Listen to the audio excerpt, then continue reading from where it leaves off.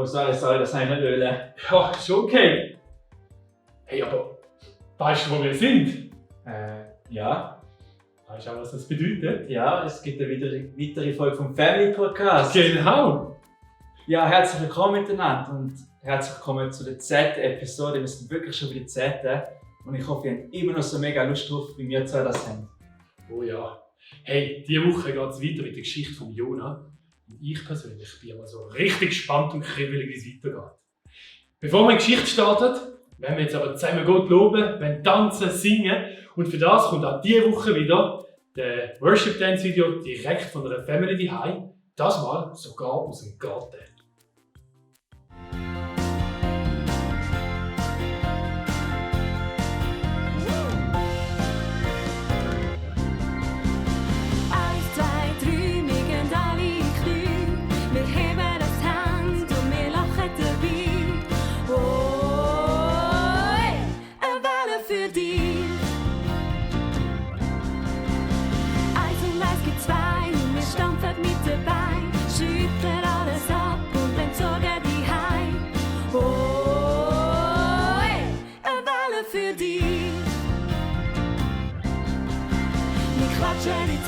Singen alle miteinander. Der Größte ist Jesus, denn er hat Oberhand. Oh, eine Welle für ihn. Wir feiern Jesus, Jesus, er ist der King. Er freut sich mit mir, wenn ich lache und sing. Oh, eine Welle für ihn.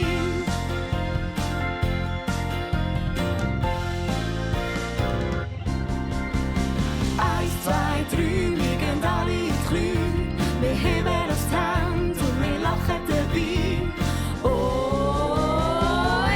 eine Welle für dich. Eins und es gibt zwei und wir stampfen mit dabei. Schütteln alles ab und dann zogen die heim. Oh, eine Welle für dich.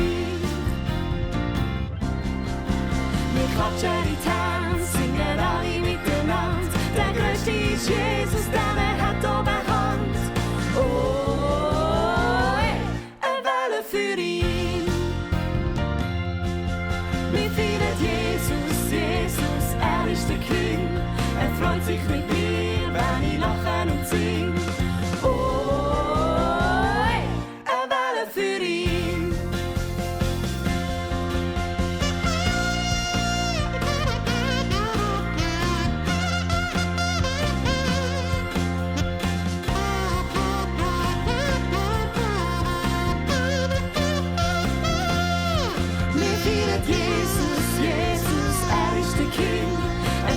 Mit mir, wenn ich lache und sing. Oh, eine Welle für ihn. Oh, eine Welle für ihn.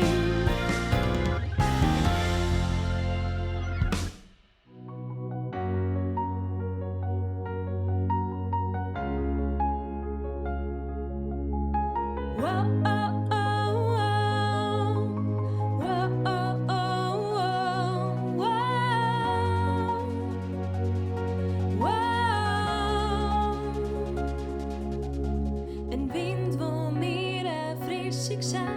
Ein Helfer, wo mein Leben lenkt, ein Tröster, wo mich fröhlich macht.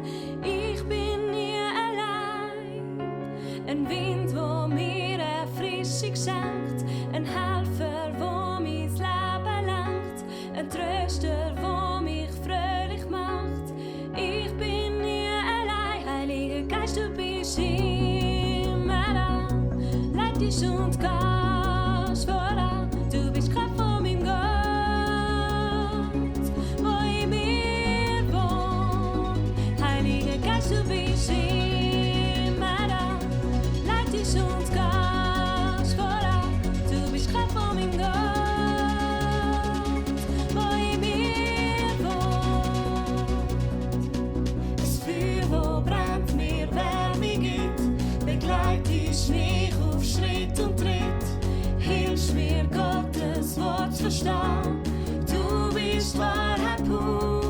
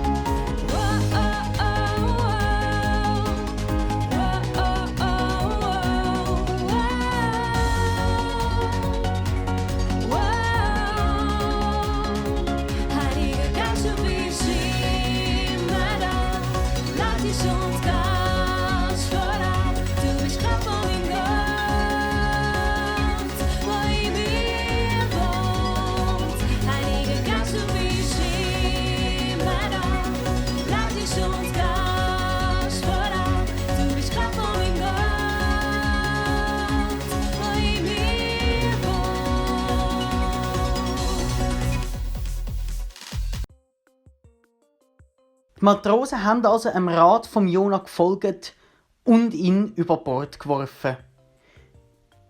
Ihnen ist es ja nachher auch besser gegangen. Aber der Jona? Eine riesige Welle reisst der Jona ins tiefe Wasser. Langsam verliert er Kraft zum Schwimmen und auch die Luft geht ihm aus. Aber der Jona ist bereit zum Sterben. Er hat sich schon auf dem Schiff damit abgefunden, wo er gemerkt hat, dass er vor Gott nicht mehr flüchten kann. Alles um ihn wird langsam dunkel. Da plötzlich packt ihn etwas Grosses und irgendwie Warmes und Schleimiges und Grusiges. Und bevor er es richtig merkt, kann der Jona endlich wieder aufschnaufen. Aber was stinkt denn da so fest? Und wo ist er da nur gelandet? Langsam gewöhnen sich seine Augen an die Dunkelheit. Ich glaube, ich bin in einem Fischbauch. Das kann kein Zufall sein. Auch der Fisch kann nur von Gott geschickt worden sein. Da lobt und preist der Jona Gott aus dem Fischbauch raus, weil er ihm das Leben gerettet hat damit. Er sagt Gott aufrichtig Danke für seine grossartige Hilfe. Nach 3 Tagen und 3 Nächten im Fisch befiehlt der Herr dem Fisch, den Jona am Strand wieder auszuspucken. Krass, wie der Jona einfach schon wieder Tag für Tag erlebt er einfach riesige Sachen. Es fängt ein Sturm an, dann hat es wieder rennt er weg und weiss nicht was. Und jetzt wird er einfach über Bord geschossen. Also, ich meine, stellt euch mal vor, du bist da auf dem Schiff, jetzt da, gesehen, der Jona, oder? Und nachher bist du von den Seeleuten einfach, weil es so schwankt und so tut, geht jetzt einfach über Bord und jetzt schwimmt er da einfach. Und sinkt immer tiefer. Und in dem Moment war für den Jona ganz, ganz schwer gewesen. Er schreibt in der Bibel, dass wie für ihn die Türen zugegangen sind. Wie sein Leben ist, hat er das Gefühl gehabt, geht zu Ende. Das ist für ihn vorbei. Aber in dem Moment haben wir eben trotzdem noch jemanden, der uns nie verlässt, der immer da ist, der uns immer treu ist. Und das ist Gott. Und er hat in dem Moment, hat er an einem Walfisch, oder an einem grossen Fisch zumindest, hat er befohlen, verschluckt den Jona. Also eigentlich hat er ihn damit gerettet. Und da ist jetzt zwar ein Hai, aber das ist egal. Hat er ihn da verschluckt. Und dann verschluckt, aber im Magen. Und stellt euch jetzt mal vor, in so einem Magen rein. Wie sieht das dort denn aus? Also, ich stelle mir das ganz, ganz, ganz grusig vor. So nach verfaulten Eiern und so schleimig und stinkig und... Vor allem, du hast kein Fenster zum Aufmachen.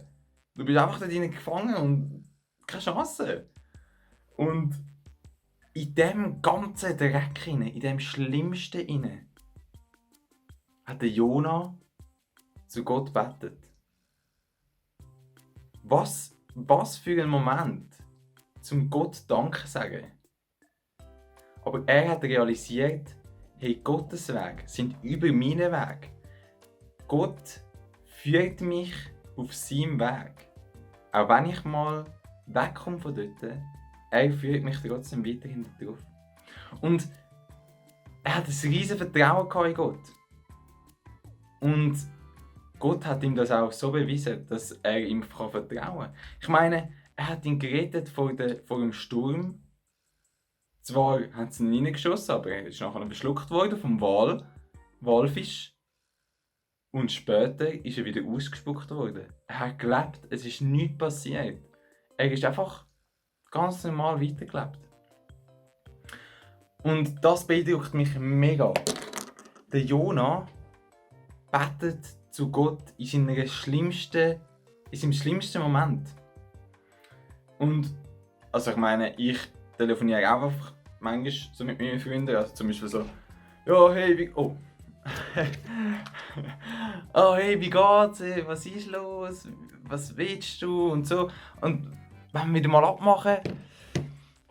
Und genau so können wir auch reden mit Gott. Und das zu jedem Moment.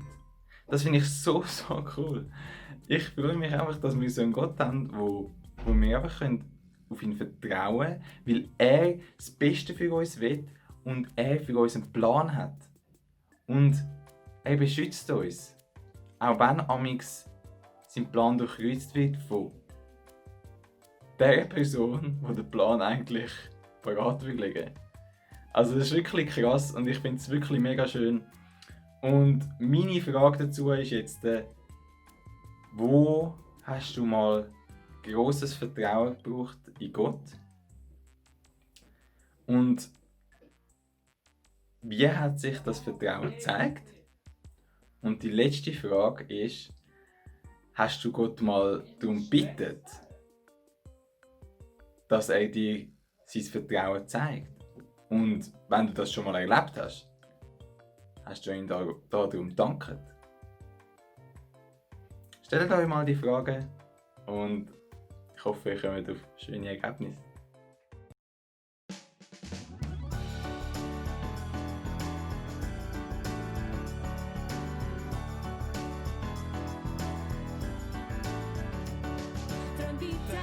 Träum weiter, Gott hat einen Traum für dich. Träum weiter, er baut mit dir sein Reich. Träum weiter, Gott hat einen Traum für dich. Träum weiter, er baut mit dir sein Reich. Wenn Gottes Traum dir keiner glaubt, dann gib nicht auf. Wenn die Menschen sagen, das geht nicht, dann gib nicht auf. Auch wenn du meinst, du sagst viel zu klein, dann gib nicht auf. Weil Gott steht zu seinem Wort und gibt dir lange Schluff. Träum weiter, Gott hat einen Traum für dich. Träum weiter, er baut mit dir sein Reich. Träum weiter, Gott hat einen Traum für dich. Träum weiter, er baut mit dir sein Reich. Wenn du dich alleine fühlst, dann ist er da. Wenn du ganz fest traurig bist, dann ist er da. Auch wenn du nicht mehr weiter weißt, dann ist er da. Weil Gott ist treu, du kannst dich voll auf ihn verlassen. Träum weiter, Gott hat einen Traum für dich. Träum weiter, er baut mit dir sein Reich. Träum weiter, Gott hat einen Traum für dich. Träum weiter, er baut mit dir sein Reich. Hey, sag mir, wer hat all die Blumen gemacht, in ihre ganze Farbe gebracht? Wer lässt Vögel anfliegen? Wer hat Sonne an den Himmel gehängt und wer hat mir mein Leben geschenkt? Jetzt kann ich gerade nur staunen.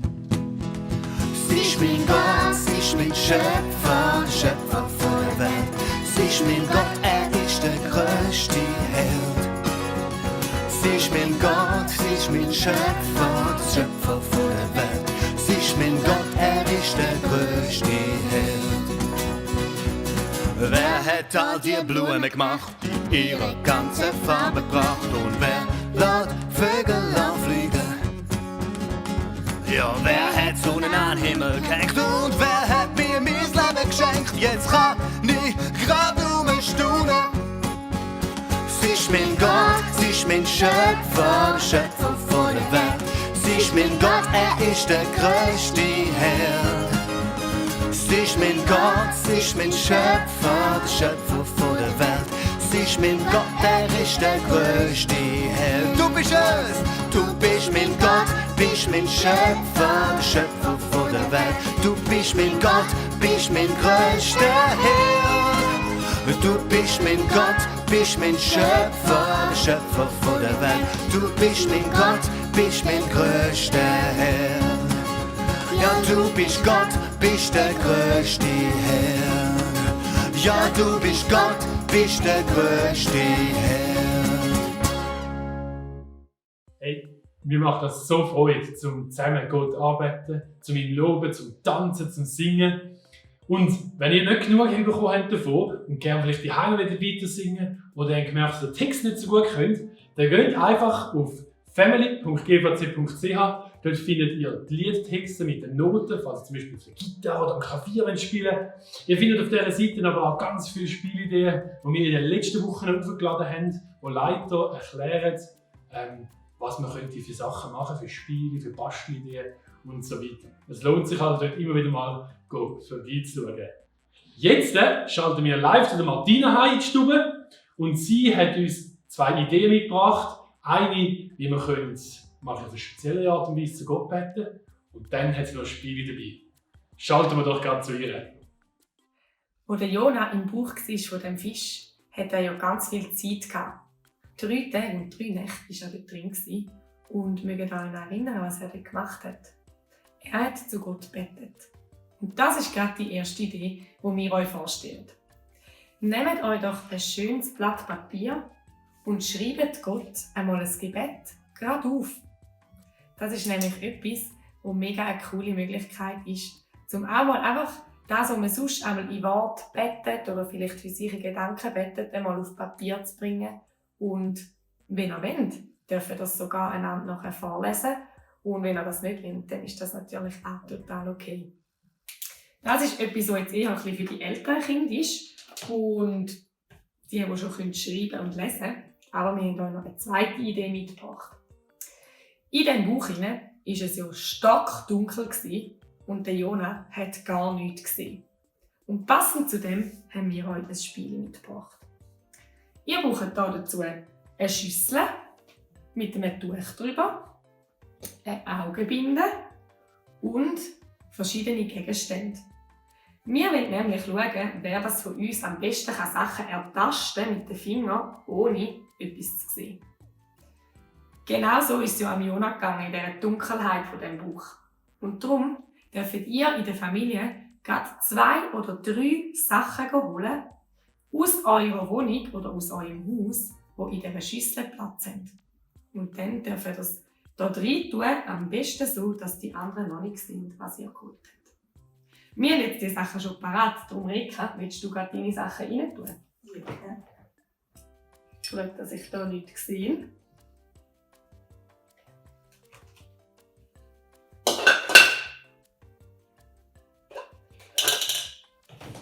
Parat. Super. Dann schau doch du auch noch vorzeigt und ich tue meine Sachen rein. Oh, das ist noch etwas runtergefallen. Aber das kommt gerade an hier rein. Ohne dass ich schaue, was es schon hat, natürlich. Und dann, Rika, würde ich sagen, verbinden wir dir die Augen, oder? Ja, das ist gut.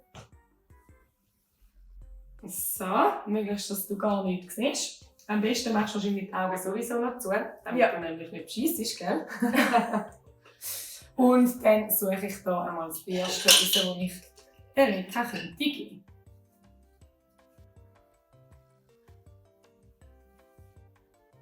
Jetzt darf sie ohne Schauen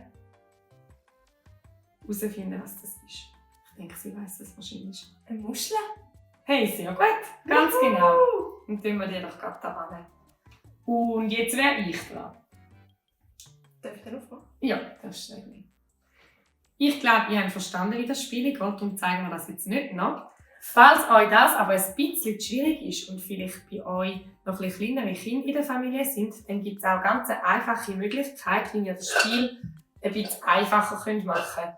Wir können nämlich anstatt Gegenstände in die Schüssel tun, einfach alles auf dem Tisch auslegen und es gerade so spielen. Dann hat man nämlich alles schon mal gesehen und hat ein bisschen mehr Chance zum herauszufinden, was es wirklich könnte sein. Dann auch wieder die Augen verbinden und dann gebe ich ihr einfach etwas, das hier schon auf dem Tisch ist. Jetzt sind wir wieder zurück da aus dem Studio. Mega spannend, Martina. Ich danke dir vielmals. Das werde ich sicher auch mal ausprobieren. Und jetzt sind wir auch schon am Schluss und ich hoffe, ihr habt mega viel lernen über den Jona. Vielleicht auch etwas, was ihr nicht gewusst habt, für euch anwenden. Und ja, ich tue dich zum Abschluss gerade noch beten. Ja, Vater, ich danke dir, dass du so ein großartiger Gott bist, dass du uns so viel Vertrauen gibst, dass wir mit dir unterwegs sind, dass du immer nachher schaust. Ja, das ist einfach mega schön zu wissen, dass wir immer irgendjemanden an der Seite haben, auch wenn wir uns allein fühlen, dass wir jemanden haben, wo wir vertrauen können mit den Problemen, die wir haben, zu dir kommen können. Und ich bitte dich jetzt für die ganzen Kinder, für die ganze Familie, dass du auch bei ihnen bist, dass du näher bei den Kindern sein, dass sie mit ihren Problemen, mit ihren Sorgen im Vertrauen zu dir kommen dürfen, dass sie wissen, dass sie dir alles erzählen können, dass du ihnen helfen und zur Seite stehen. Und ich möchte auch alle Familien segnen mit deiner Liebe, mit einem tiefen Frieden in dieser Zeit und viel Energie und viel Leidenschaft für dich, Vater. Ich danke dir. Amen. So, jetzt wünsche ich euch einen guten Start in die Woche und habt euch Sorge.